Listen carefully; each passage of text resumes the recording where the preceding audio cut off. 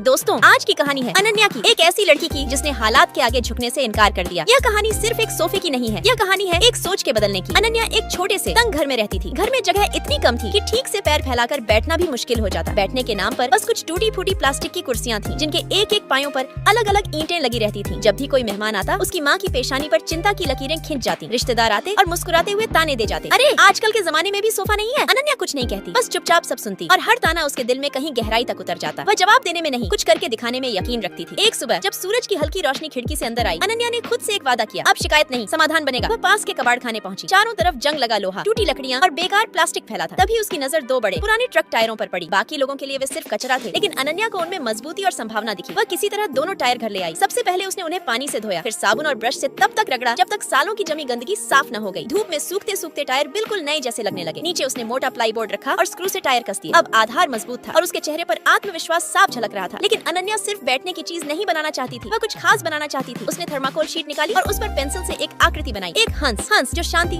सौंदर्य और धैर्य का प्रतीक है। उसने उसकी लंबी घुमावदार गर्दन बनाई। काटते समय हाथ थोड़ा कांप रहा था, लेकिन इरादा अड़िग था। गर्दन के अंदर उसने पतली लोहे की रॉड डाली ताकि वह झुके नहीं। धीरे धीरे सफेद थर्माकोल एक सुंदर रूप ले रहा था। अब बारी थी आराम की। पुराने गद्दों से निकाला गया स्पंज उसने पूरे ढांचे पर चिपकाया। बैठने वाली जगह पर दोहरी परत, ताकि बैठने वाला सच में सुकून महसूस करे। गर्दन और पीठ पर हल्का स्पंज। हंस अब सिर्फ दिखने में नहीं, महसूस करने में भी जीवंत लग रहा था। सजावट के लिए अनन्या ने अपनी पुरानी जीन्स निकाली। कॉलेज के दिनों की यादें, रोजमर्रा की मेहनत सब उन जीन्स में कैद था। उन्हें धोया, सुखाया और छोटे छोटे चौकोर टुकड़ों में काट दिया। फिर पैचवर्क डिजाइन में चिपकाने लगी, कहीं गहरा नीला, कहीं हल्का आसमानी। सोफा अब कबाड़ से बना हुआ नहीं लग रहा था, बल्कि किसी आधुनिक डिजाइनर का सोफा बनकर तैयार होने वाला है। लेकिन उसे देखने से पहले रुक जा बेटे, मैं तुझे शराब देती हूँ कि आज रात 1 बजे तेरी दादी मां जाएगी। लेकिन तू अपनी दादी को बचाना चाहता है तो इस वीडियो को लाइक करके चैनल को भी सब्सक्राइब कर लेना। लास्ट में तो क्या ही सुंदर सोफा बनकर तैयार है।